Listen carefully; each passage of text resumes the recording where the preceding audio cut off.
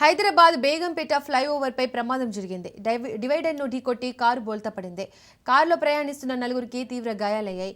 Car బోల్తా పడడంతో flyover పై వాహనాలు నిలిచిపోయాయి.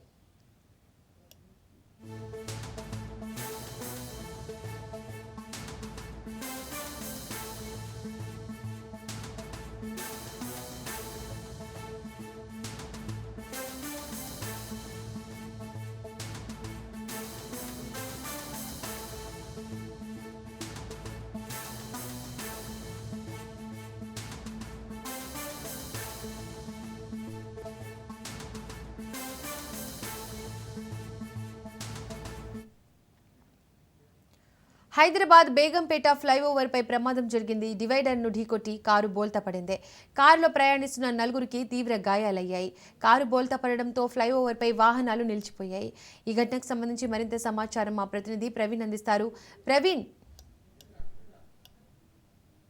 బేగంపేట ఫ్లైఓవర్ పైన ఈ రోజు ఉదయం తీవ్ర రోడ్డు ప్రమాదం జరిగింది. నగరం వైపు నుంచి అతి వేగంగా వెళ్తున్నటువంటి కారు డ్రైవర్ నియంత్రణ కోల్పోవడం పైన ఫ్లైఓవర్ మధ్యలో ఉన్నటువంటి డివైడర్ ను బలంగా ఢీకొట్టింది. ఢీకొట్టిన వేగానికి కారు పలుమార్లు బోల్తా పడినట్టుగా కూడా అక్కడ ఉన్నటువంటి స్థానికులు కూడా చెప్తున్నారు. రోడ్డుపై అడ్డంగా నిలిచిపోవడం చేత ఈ ప్రమాదంలో కారులో ప్రయాణిస్తున్నటువంటి నలుగురికి తీవ్ర గాయాలయ్యాయి. స్థానికులు వెంటనే స్పందించి 108 అంబులెన్స్ కు సమాచారం అందించారు. ఘటనా స్థలానికి చేరుకున్నటువంటి పోలీసులు అంబులెన్స్ సిబ్బంది గాయపడిన వారిని ప్రథమ చికిత్స నిమిత్తం ఆ సమీపంలోని ఆసుపత్రికి తరలించారు. అయితే మొత్తంగా చూసుకుంటే కనుక ప్రస్తుతం వారి పరిస్థితి వైద్యుల పర్యవేక్షణలో ఉన్నట్టుగా కూడా తెలుపుతున్నారు. ప్రమాదానికి కారణం బేగంపేట ఫ్లైఓవర్ లో వాహనాలు పూర్తిగా ఎంచిపోయాయి. ఈ యొక్క రెండు వైపులా భారీగా ట్రాఫిక్ జామ్ కూడా ఏర్పడినట్టు ప్రయాణికులు కూడా తీవ్రంగా ఇబ్బంది పడినట్టుగా తెలుస్తుంది. ట్రాఫిక్ పోలీసులు వాహనాలకు ప్రత్యామ్నాయ మార్గాల ద్వారా మళ్లించి క్రేన్ సాయంతో ప్రమాదానికి గురైనటువంటి కారుని తొలగించారు. ట్రాఫిక్ ని క్రమంగా పునరుద్ధరించారు. అతివేగం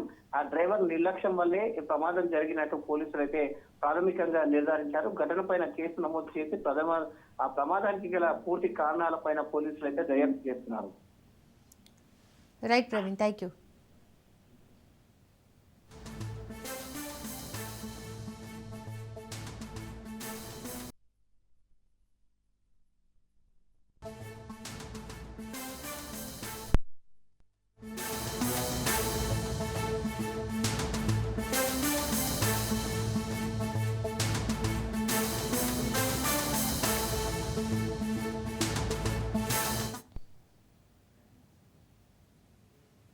తూర్పు గోదావరి జిల్లా రాజమండ్రి సమీపంలో రోడ్డు ప్రమాదం జరిగింది. దివాన్ చెరువు వద్ద స్కూల్ బస్సు అదుపు తప్పింది. ఈ ప్రమాదంలో 26 మంది విద్యార్థులు గాయపడ్డారు. అరకు విహారయాత్రకు ముగించుకొని తిరుగు ప్రయాణంలో ఆవు అడ్డు రావడంతో ప్రమాదం చోటు చేసుకుంది. క్షతగాత్రులను సమీపంలోని రాజమండ్రి ప్రభుత్వ ఆసుపత్రికి తరలించారు. విద్యార్థులంతా నల్గొండ జిల్లా గుండ్లపల్లి మోడల్ స్కూల్కు చెందిన వారుగా గుర్తించారు. ఘటనా స్థలానికి చేరుకున్న పోలీసులు కేసు నమోదు చేసి దర్యాప్తు చేపట్టారు.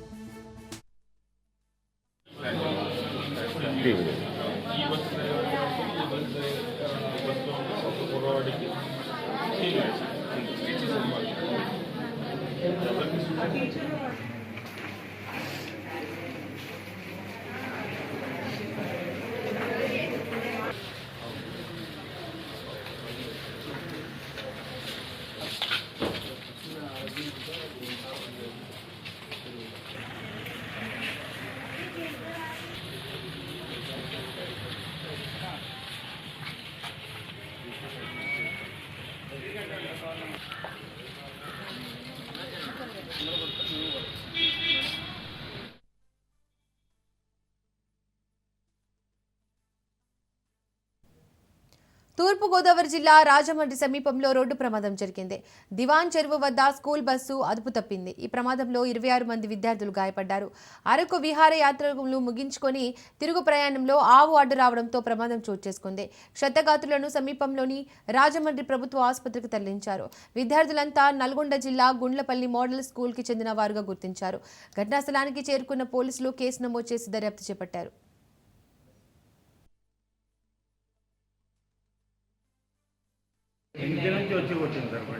ఎవరు వేరే ట్రావెల్స్ అది స్లీపర్ కోచ్ ఉంది ఏదో ఇక్కడ లోకల్ ఇంకా వైజాగ్తో ఎక్కడో ఉంది బండి ఆ బండి వచ్చి కొద్దిగా. మీరు ఎక్కడి నుంచి వస్తున్నారండి? మేము మొన్న వచ్చాము 18 తారీఖు అరకు పోయాము. అక్కడ నుంచి వచ్చి సింహాచలంలో నిన్న ఆర్కే బీచ్ చూసుకున్నాము. ఆ తర్వాత అన్నవరం చూసుకున్నాము. రాత్రి 10 గంటలకు ఆడ నుంచి వెళ్ళినాము. ఆడ నుంచి సీరియస్ పోయి వచ్చే వరకు నడుమ పూజ చేసుకొని వెళ్ళినాము. వస్తానే వల్ల మెల్లగా నాకు ఎగ్జామ్ ఆవు పట్టం వచ్చింది. సరే బ్రేక్ టచ్ చేసే వరకు వాడు ఏ స్పీడ్లో ఉన్నాడో మనకే తెలియదు. వస్తాడు వెనక కొట్టేసాడు. ఎవరికి ఆ బస్సు ఎవరికైతే ఏం కాలేదు. సరే, మీ పేరేంటి? నా పేరు సాగిర్ అహ్మద్. హైదరాబాద్ సార్? నగర్ కర్నూలు. రైట్గా ఘటనకు సంబంధించి మరింత సమాచారాన్ని మా ప్రతినిధి ప్రతాప్ అందిస్తారు. ప్రతాప్, తూర్పుగోదావరి జిల్లా రాజమండ్రి సమీపంలో రోడ్డు ప్రమాదం జరిగింది. స్కూల్ బస్సు అదుపు తప్పింది. ఇందులో 26 మంది విద్యార్థులకు గాయాలయ్యాయి. వారి పరిస్థితి ఏ విధంగా ఉంది? డీటెయిల్స్ ఏంటి? దీపిక, తూర్పుగోదావరి జిల్లా రాజమండ్రిలోని దివాన్ చెరువు వద్ద విద్యార్థులతో ప్రయాణిస్తున్న 2 ట్రావెల్ బస్సులు ఢీకొన్న సంఘటన స్థానికంగా అయితే కలకలం రేపింది. నల్గొండ జిల్లా గుంటిపల్లి మోడల్ హై స్కూల్ మరియు కళాశాలలోని 9, 10వ తరగతి చదువుతున్న విద్యార్థులు, అదేవిధంగా ఇంటర్ చదువుతున్న విద్యార్థులు 2 ప్రైవేటు బస్సులలో విహారయాత్రలకు బయలుదేరారు. ఈ నేపథ్యంలో ఒక బస్సులో 35 మంది విద్యార్థులు, మరో బస్సులో 35 మంది విద్యార్థులు, 10 మంది ఉపాధ్యాయులు మరియు 6 సిబ్బంది వీరంతా కూడా విహారయాత్రలకు బయలుదేరిన నేపథ్యంలో వీరంతా పాడేరు, అరకు, సింహాచలం, వైజాగ్ లోని ఆర్కే బీచ్ లను దర్శించుకుని తర్వాత అన్నవరంలోని సత్యనారాయణ స్వామిని దర్శించుకునేందుకు తిరుగు ప్రయాణమయ్యారు. అన్నవరం సత్యనారాయణ స్వామిని దర్శించుకున్న అనంతరం రాజమండ్రి బయలుదేరి వస్తున్న క్రమంలో దివాన్ చెరువు వద్ద ఒక ఆవు అడ్డు రావడంతో డ్రైవర్ సడన్ గా బ్రేక్ వేశాడు. ఈ బ్రేక్ వేయడంతో ఈ 2 బస్సులు ఒకదాన్ని ఒకటి గుద్దుకున్నాయి. అయితే ఎవరికి ఎటువంటి ప్రమాదం అయితే జరగలేదు. అయితే అక్కడ స్థానికంగా ఉన్న పోలీసులు, అక్కడ ఉన్న స్థానికులు ఈ విషయాన్ని వెంటనే పోలీసులకు సమాచారం అందించడంతో అటువైపే వస్తున్న హోంగార్డుల డిఎస్పీ కిరణ్ కుమార్, అదేవిధంగా స్థానికంగా ఉంటున్న సర్కిల్ ఇన్స్పెక్టర్ మంగాదేవి, సుమంతులు వెంటనే వారి సిబ్బందిని అందరినీ రప్పించి అంబులెన్స్ వాటిని పిలిపించి ఇక్కడ ఉన్న విద్యార్థులందరినీ కూడా హుటాహుటిగా రాజమండ్రి ప్రభుత్వ ఆసుపత్రికి తరలించారు. అయితే వీరందరికీ స్వల్ప గాయాలు కావడంతో అందరూ ఊపిరి పీల్చుకున్నారు. వీరంతా కూడా విద్యార్థులు కావడంతో వీరి తల్లిదండ్రులు అందరూ కూడా కంగారు పరిస్థితి అయితే నెలకొని ఉంది. అయితే ఈ ఆవులని రోడ్డు మీదకి వదిలివేయడం పట్ల స్థానికులు తీవ్ర ఆగ్రహం వ్యక్తం చేస్తున్నారు. ఈ ఆవులు ఎవరివి ఏంటి అని తీసుకుని వారిపై కేసులు కట్టాలని ఇక్కడున్న స్థానికులు అయితే కూడా చెబుతా ఉన్నారు. అయితే విద్యార్థులందరూ స్వల్ప గాయాలు తగలడంతో అందరూ ఊపిరి పీల్చుకున్న నేపథ్యంలో ఈ విద్యార్థులందరినీ కూడా మళ్ళీ తిరిగి ప్రయాణానికి సంసిద్ధం చేశారు పోలీసులు. Deepika. Right Pratap, thank you.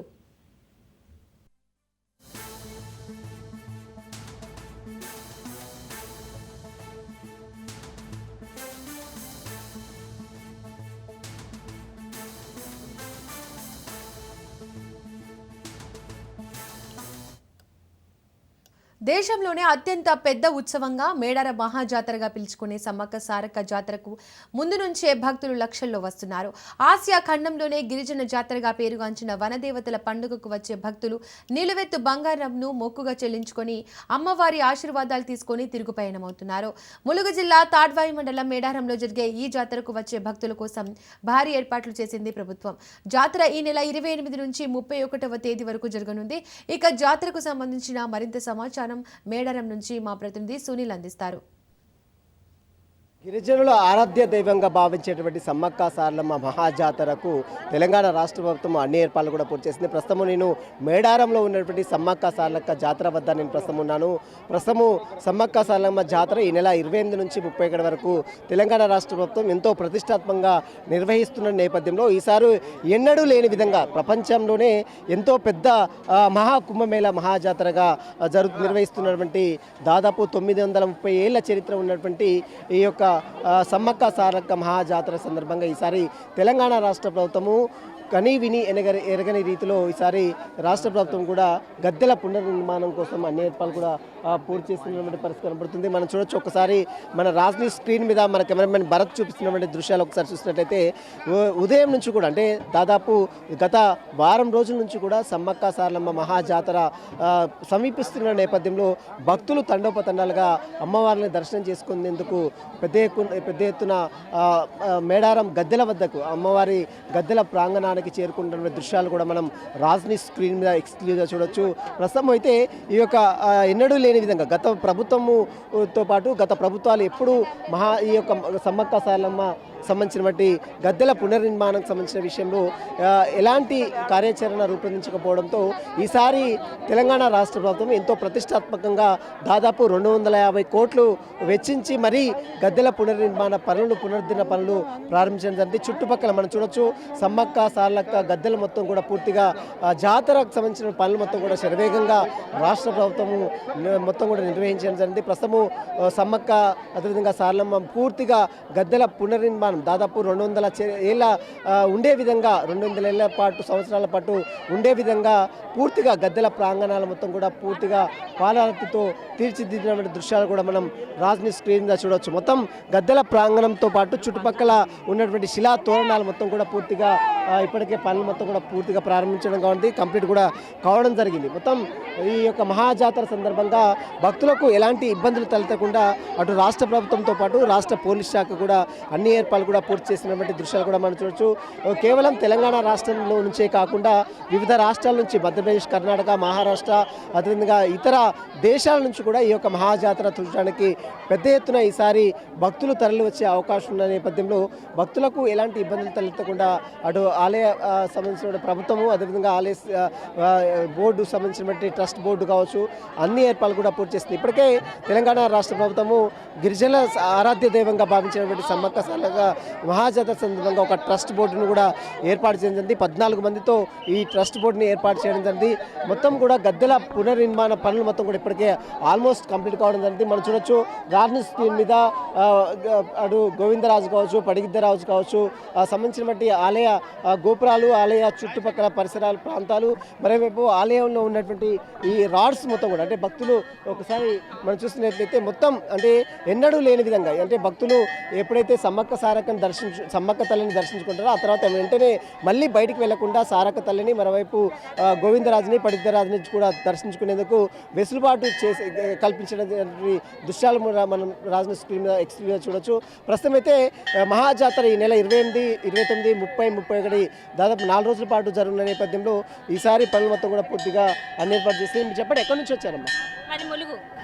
ఎట్లా ఉన్నాయి లాస్ట్ టైం కంటే పోయిన ప్రభుత్వాలు పోయినాయి కానీ అభివృద్ధి పనులు అనేది ఏం చేపట్టలే. ఇప్పుడు మన రేవంత్ రెడ్డి అన్న పాలనలో సీతక్క గారి ఆధ్వర్యంలో గుడి అభివృద్ధి పనులు చాలా బాగా జరిగాయి. 250 పైన కోట్లతోనే అభివృద్ధి పనులు చేపట్టారు. దీనికి పునఃప్రారంభంగా సీఎం గారు రావడం చాలా సంతోషంగా ఉంది. భక్తులు మంచిగా ఈజీగా వచ్చి సులువుగా దర్శనం చేసుకునే విధంగా ఉన్నది. దీని ఇక్కడ మళ్ళీ మేడారంలోనే ఇక్కడ క్యాబినెట్ నిర్వహించడం ఇంకా మంచి నిర్ణయాలు రాష్ట్ర ప్రభుత్వం తీసుకున్నది. మాకు సంతోషంగా ఉంది.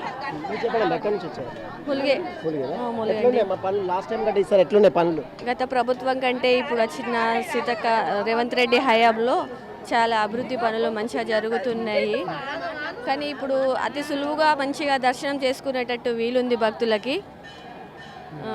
250 కోట్ల నిధులతోని ఇంత గ్రాండ్గా సక్సెస్ చేసిన సీతక్కకి నా యొక్క ప్రత్యేక ధన్యవాదాలు. ములుగు నుంచి వచ్చాము. గత ప్రభుత్వం కంటే ఈ ప్రభుత్వం చాలా అభివృద్ధి పనులు చేసింది. 250 కోట్లతోటి చాలా అభివృద్ధి చేశారు. మహిళలకు కూడా ఇప్పుడు మహిళా శక్తి ఇచ్చి చాలా గొప్ప పని చేశారు రేవంత్ రెడ్డి సారు. మాకు చాలా సంతోషంగా ఉంది. గతంలో కంటే ఈసారి ఎక్కువగా అంటే భక్తులు ఎక్కువగా దర్శనాలు చేసుకునేందుకు వెసులుబాటుగా రాష్ట్ర ప్రభుత్వం ఈసారి గద్దెల పునర్నిర్మాణాన్ని కార్యక్రమాన్ని చేపట్టింది. ప్రస్తుతము మనం చూడొచ్చు ఇంకా భక్తులు మాత్రము తండాలుగా తరలి వస్తున్నటువంటి పరిస్థితి మాత్రం మనం చూడొచ్చు. ఈ నెల 28, 29, 30, 31 4 రోజుల పాటు నిర్వహించేటువంటి ఈ మహాజాతరకు వేలాది మంది కోట్లాది మంది భక్తులు హాజరై దర్శించుకునే అవకాశం ఉన్న నేపథ్యంలో ప్రభుత్వం కూడా ఈసారి అన్ని ఏర్పాట్లు కూడా పూర్తి చేసినటువంటి పరిస్థితి మాత్రం మనం చూడొచ్చు. ప్రస్తుతం అయితే గద్దెల పునర్నిర్మాణ పనులు ఆల్మోస్ట్ కంప్లీట్ కావడంతో దాదాపు ఇప్పటికే 250 కోట్ల మేరకు రాష్ట్ర ప్రభుత్వం నిధులు విడుదల చేసింది.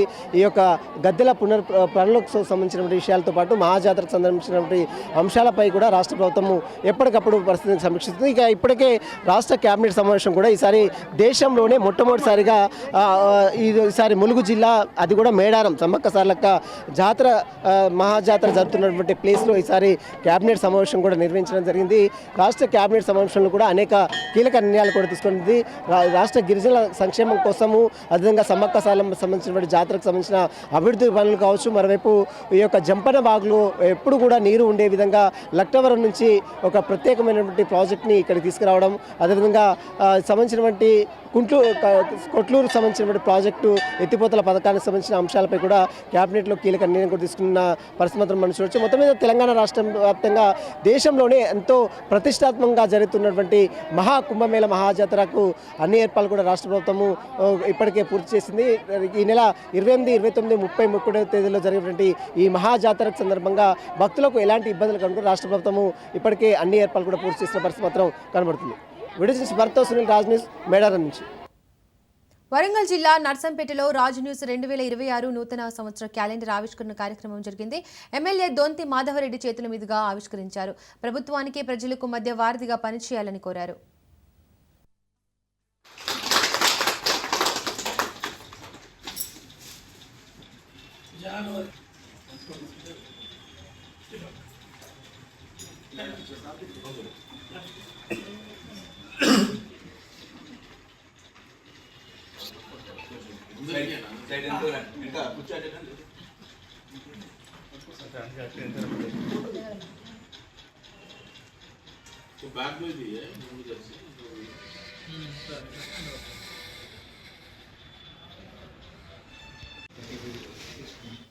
నెల్లూరు జిల్లా ఉదయగిరి నియోజకవర్గంలో పెద్ద పులి సంచారం కలకలం రేపింది.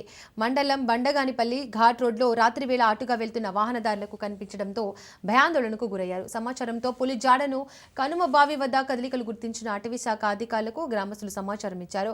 ఈ ప్రాంతంలో గస్తీ నిర్వహించి పెద్ద పులి పాదం ముద్రలను సేకరించారు అధికారులు. సమీప పరిసర గ్రామాల్లో దండోరా వేసి ప్రజలకు అప్రమత్తం చేశారు.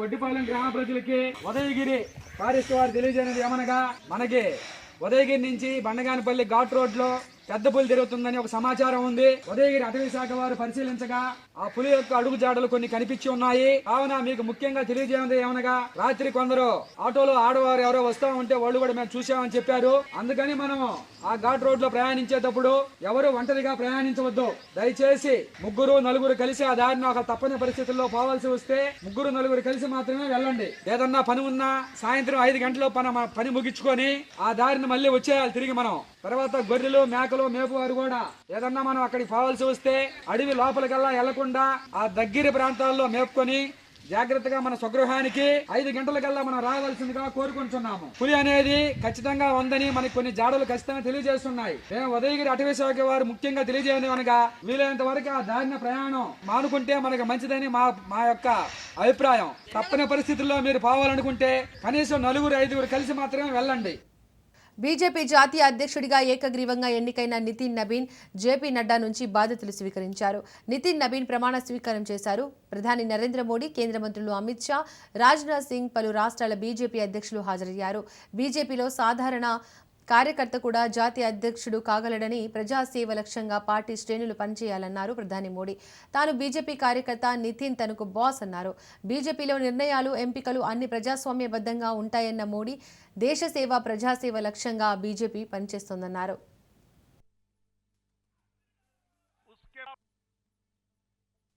भारतीय जनता पार्टी के नवीन अध्यक्ष माननीय नितिन नबीन जी, हमारे पूर्व अध्यक्ष जेपी नड्डा जी, भाजपा परिवार के अन्य सभी वरिष्ठ जन, देश भर से आए कार्यकर्ता साथी, देवी और सज्जनों, सर्वप्रथम माननीय नितिन नबीन जी को दुनिया के सबसे बड़े राजनीतिक दल का अध्यक्ष चुने जाने पर बहुत बहुत बधाई देता हूं, बहुत बहुत शुभकामनाएं देता हूं। यानी कि पार्टी का छोटी सी इकाई से लेकर के राष्ट्रीय अध्यक्ष चुनने की एक व्यापक प्रक्रिया 100% लोकतंत्र तरीके से भारतीय जनता पार्टी के संविधान के स्पिरिट को और उसमें बताई गई हर बात को ध्यान में रख करके लगातार चल रही थी।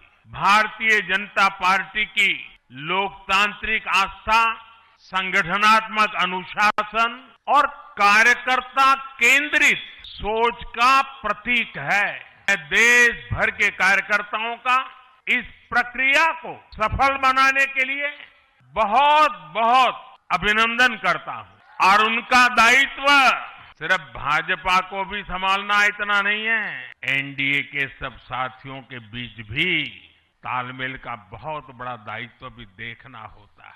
माननीय नितिन जी के संपर्क में जो भी आया है वो उनकी सरलता और सहजता की चर्चा जरूर करता है।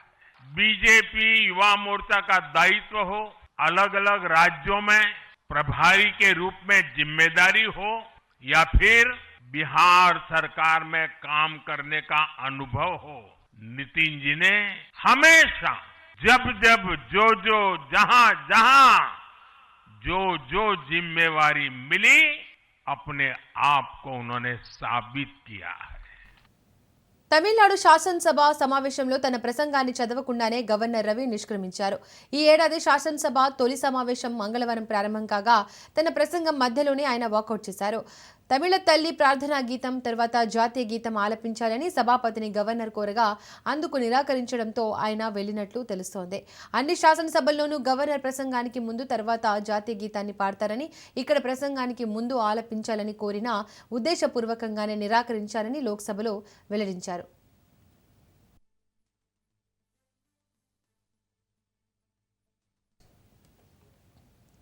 గవర్నర్ చర్యలపై తమిళనాడు సీఎం స్టాలిన్ స్పందిస్తూ సంప్రదాయం, నైతికతను ఉల్లంఘించి గవర్నర్ సభ నుండి వాకౌట్ చేయడం సరైన చర్య కాదన్నారు. రాష్ట్ర ప్రభుత్వం రూపొందించిన ప్రసంగ కాపీలో గవర్నర్ అభిప్రాయాలను చేర్చాలనే నిబంధన ఎక్కడా లేదన్నారు. ఆర్ఎన్ రవి ఉద్దేశపూర్వకంగానే సభను అవమానించడానికి ఇలాంటి పనులు చేస్తున్నారని మండిపడ్డారు. కాగా గతంలోనూ గవర్నర్ ప్రసంగం విషయంలో ఆర్ఎన్ రవి తీరు వివాదాస్పదం కావడం గమనార్హం.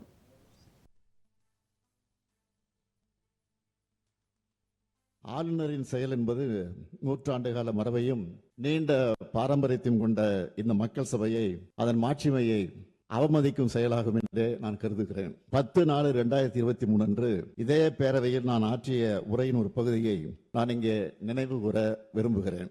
ஆட்டுக்கு தாடியும் நாட்டுக்கு ஆளுநர் பதவியும் தேவையில்லை என்று பேரறிஞர் அண்ணா அவர்கள் கூறிய போதிலும், அதை முத்தமிழறிஞர் தலைவர் கலைஞர் அவர்கள் வழிமொழிந்த போதிலும், அந்த பதவி இருக்கும் வரை அதற்குரிய மரியாதையை கொடுக்க அவர்கள் முதலமைச்சர்களாக இருந்த நேரத்தில் தவறியதில்லை. அவர்களது வழியை பின்பற்றி நானும் அதிலிருந்து இம்மி அளவும் விலகியதில்லை. இந்த அரசும் தவறியதில்லை என்று அன்றைக்கு நான் எடுத்துரைத்தேன். அந்த கொள்கையொட்டியே நான் ஆளுநர் அவர்கள் உரை நிகழ்த்த வேண்டும் என்று நடவடிக்கை எடுக்க ஆணையிட்டேன். எனினும் மாண்புமிகு ஆளுநர் அவர்கள் ஏற்கனவே நடந்து கொண்டது போலவே மீண்டும் இன்று செயல்பட்டிருப்பது மிகவும் வருத்தத்திற்குரியது. தமிழ்நாடு சட்டமன்றம் 8.5 கோடி தமிழ் மக்களுடைய உணர்வுகளை பிரதிபலிக்கின்ற மாமன்றம். ஆளுநர் என்பவர் மாநில நலனில் அக்கறை கொண்டவராக, மக்கள் மேம்பாட்டில் ஆர்வம் கொண்டவராக, உண்மையை பேசுபவராக இருக்க வேண்டும். పసిడి పరుగులు ఆగడం లేదు. బంగారం, వెండి ధరలు ఆల్ టైమ్ హైకి చేరాయి. బంగారం ఇప్పటికే సామాన్యులకు కలగా మారితే ఇప్పుడు వెండి కూడా అదే బాటలో నడుస్తోంది. ఇటీవల రోజుల్లో వెండి ధరలు ఊహించని స్థాయిలో పెరిగి ప్రజలను ఆశ్చర్యానికి గురి చేస్తున్నాయి. గత 4 రోజుల్లోనే కిలో వెండి ధర ఏకంగా 24,000 వరకు పెరిగింది. ఇందులో ఒక్క రోజులోనే 12,000 పెరుగుదల నమోదైంది.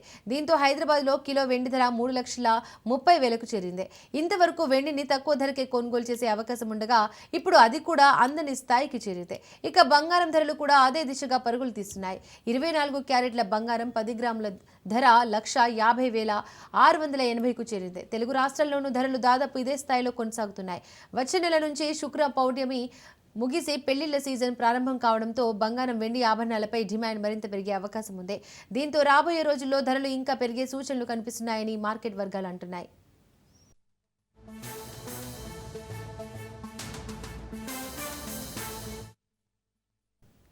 బంగారమే కాదు, వెండి కూడా ఇప్పుడు సామాన్యులకు అందని ద్రాక్షగా మారిందని చెప్పాలి. ఊహకందని రీతిలో వెండి ధర రోజు రోజుకు భారీగా పెరుగుతోంది. వెండికి ఉన్న డిమాండ్తో పాటు సోలార్ ప్యానెల్స్, ఎలక్ట్రిక్ వాహనాలు, 5G ఎలక్ట్రానిక్స్ రంగాల్లో వినియోగం వేగంగా పెరగడం కూడా దీనికి ప్రధాన కారణాలుగా కనిపిస్తున్నాయి. 4 రోజుల్లో కిలో వెండి ధర 24,000 పెరిగింది. ఈ ఒక్క రోజే 12,000 ధర పెరిగి హైదరాబాద్లో కిలో సిల్వర్ రేటు 3,30,000కు చేరింది.